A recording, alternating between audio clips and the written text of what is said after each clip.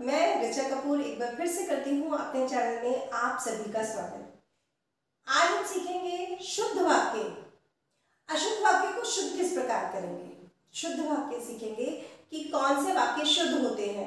अगर आपको कोई अशुद्ध वाक्य दिया हुआ है उसमें अशुद्धता क्या है और उसे हम शुद्ध किस प्रकार से कर सकते हैं, इसी के बारे में सीखेंगे। और बिना देर करते हुए जल्दी से अपने पॉइंट पे आते हैं।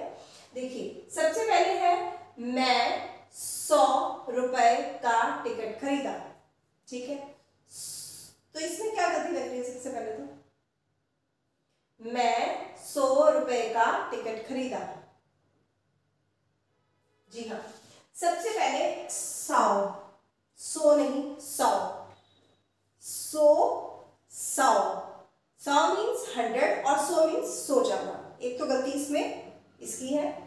एक और गलती है वो है मैं 100 रुपए का टिकट खरीदा या मैंने 100 रुपए का टिकट खरीदा। यहां पे आएगा मैंने 100 रुपए का टिकट खरीदा।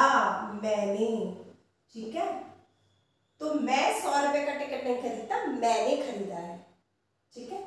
सेकंड है वह कवयित्री विद्वान है। सोचिए क्या आएगा, क्या गलती है इसमें। वह कवयित्री विद्वान है। जी हाँ, कवयित्री है तो वो क्या होगी। विद्वान का स्त्रीलिंग क्या होता है, विदुषी। अगर यहां होता वह कवि विद्वान है तो ठीक था, पर अगर है वह कवयित्री विद्वान है तो गलत है। या तो आएगा यहां पर वह कवि विद्वान है तो भी ठीक है। अगर दूसरे तरीके से हम कर सकते हैं वह कवयित्री विदुषी। क्या है, विदुषी है। या यहां गलती है या फिर यहां गलती है, दोनों में से कोई भी।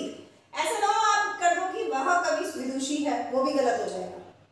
आप या तो कवयित्री को कवि करेंगे तो विद्वान है, ठीक है, या फिर वह कवयित्री विदुषी है तो भी ठीक है। ठीक है। तीसरा पॉइंट है मैं गुरुजी से श्रद्धा करता हूं। गुरुजी से श्रद्धा करता हूं, क्या आपको ये बोलने में ठीक लग रहा है। मैं गुरुजी से श्रद्धा करता हूं, नहीं ना। मैं गुरुजी में श्रद्धा रखता हूं, करता नहीं हूं, रखता हूं। क्या आएगा, रखता हूं। मैं गुरुजी में श्रद्धा रखता हूं। तो ये बहुत छोटी छोटी मिस्टेक्स है, पर वाक्य शुद्ध हो जाता है। तो ये एग्जाम्स में भी आता है और जनरल भाषा में भी जब हम इसका उपयोग करते हैं तो लगता है कि क्या कैसे हिंदी बोल रही है। हिंदी बोलिए है, शुद्ध बोलिए। तो अगर ये वीडियो आपको अच्छी लग रही है लाइक कर दीजिए बिना देर करते हुए, बाद में पूछ जाएंगे आप लोग। मुझे मालूम है अक्सर ऐसा होता है, पूरी वीडियो अच्छी है ठीक है बट लाइक नहीं होता है। लाइक कीजिए, मुझे भी अच्छा लगेगा। कमेंट कीजिए कि और कहाँ गड़बड़ आ रही है, आपको कहाँ प्रॉब्लम है। अभी मैं बहुत सारे एग्जाम्पल के साथ कराने वाली हूँ, जहाँ पे भी जो डाउट है कमेंट करके बताइए। और उन लोगों को शेयर जरूर कीजिएगा जिन्हें हिंदी सीखना अच्छा लगता है, जिन्हें वाक्य शुद्ध बोलना नहीं आता है, ठीक है, उन्हें जरूर दीजिएगा। और सब्सक्राइब जरूर कीजिए मेरे चैनल। जिन्होंने अभी तक मेरे चैनल सब्सक्राइब नहीं किया please do subscribe my channel. Right. अगला है शेर को देखकर उसका प्राण सूख गया। क्या आएगा, शेर को देखकर उसका प्राण सूख गया। ठीक है, नहीं ना। शेर को देखकर उसका प्राण सूख गए। उसके प्राण सूख गए। जो प्राण है वो एक वचन नहीं है, बहुवचन है। प्राण सूख गया नहीं होता, सूख गए होता है। हमेशा सूख गए ये बहुवचन के लिए ही प्रयोग होता है। प्राण मीन्स बहुवचन, तो उसके लिए सूख गए होगा, सूख गया नहीं होगा। उसका नहीं, उसके प्राण सूख गए। ठीक है। अगला है अध्यापक ने पुस्तक पर हस्ताक्षर कर दिया है। इसमें बताइए क्या मिस्टेक है। अध्यापक ने पुस्तक पर हस्ताक्षर कर दिया है, क्या आएगा? कहां गलती लग रही है? पुस्तक पर ही करा है, नोटबुक की बात ही नहीं हो रही, पुस्तक पे किया, बिल्कुल ठीक। जी हाँ, अध्यापक ने पुस्तक पर हस्ताक्षर कर दिए हैं, वही सेम जैसे प्राण है ना, तो वैसे ही हस्ताक्षर जो होता है वो भी बहुवचन होता है, ये सिंगुलर नहीं होता है, एक वचन नहीं होता है, हस्ताक्षर हमेशा बहुवचन होता है। तो अध्यापक ने पुस्तक पर हस्ताक्षर कर दिए हैं, ठीक है। अगला है सागर की कमीज फट गया है।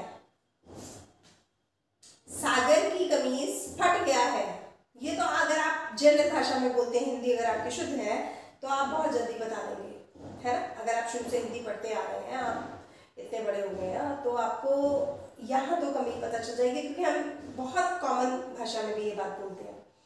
तो सागर की कमीज फट गई है, जो कमीज है वो स्त्रीलिंग है। कमीज क्या है? स्त्रीलिंग है। हमने बहुत सारे शब्द तो किए थे स्त्रीलिंग और पुल्लिंग के, अगर ऐसा कुछ है तो मैं और भी शब्द लेकर आऊंगी ताकि आपको कोई कंफ्यूजन ना रहे।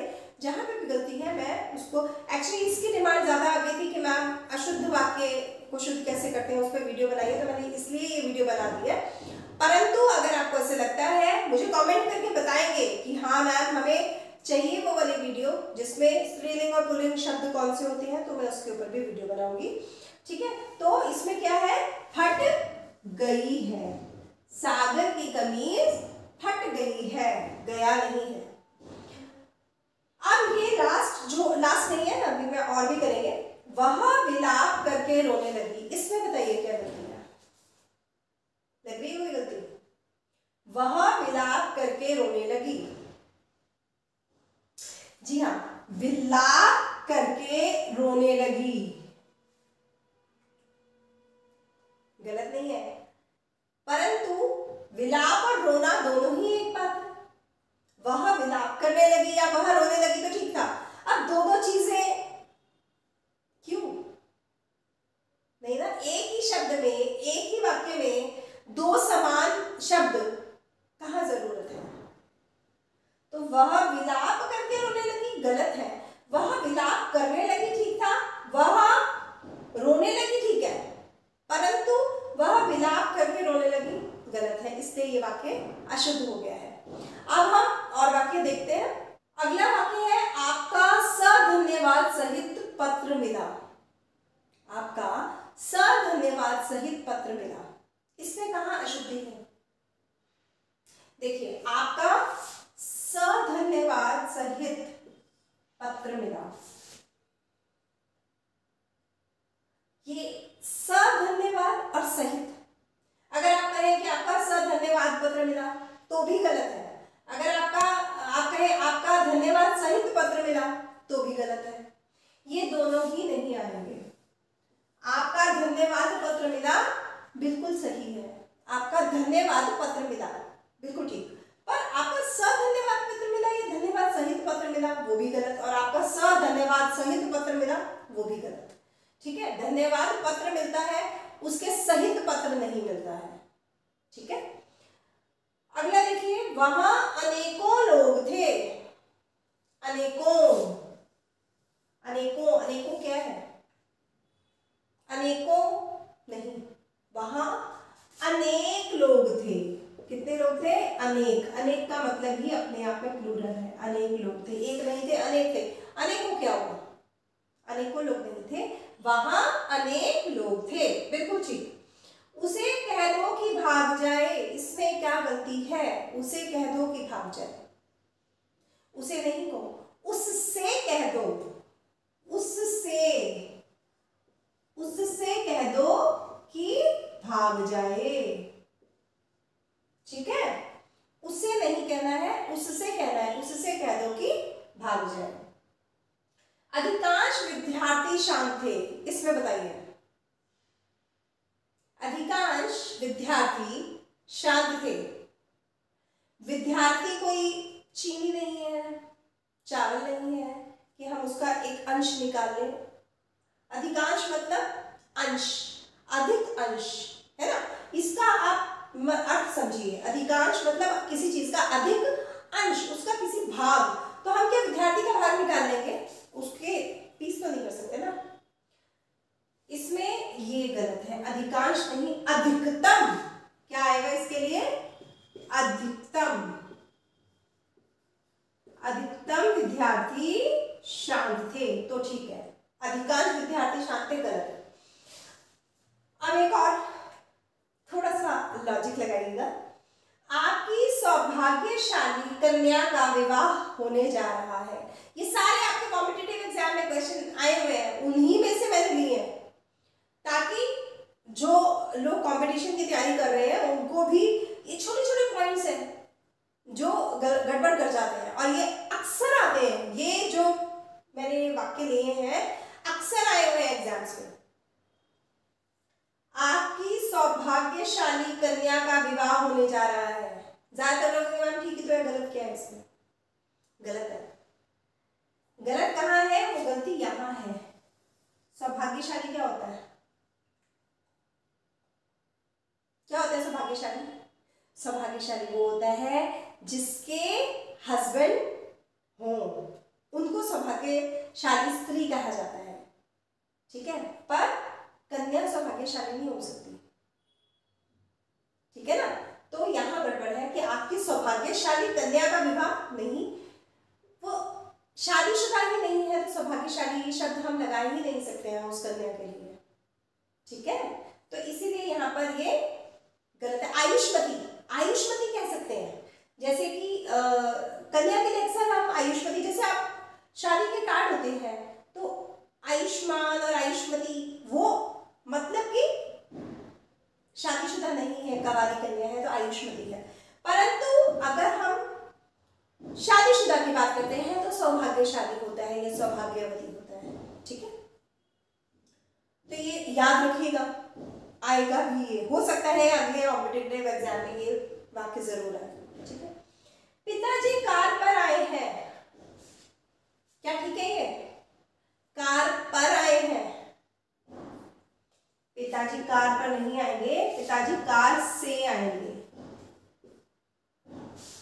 कार पर नहीं आते, कार से आते हैं, ठीक है।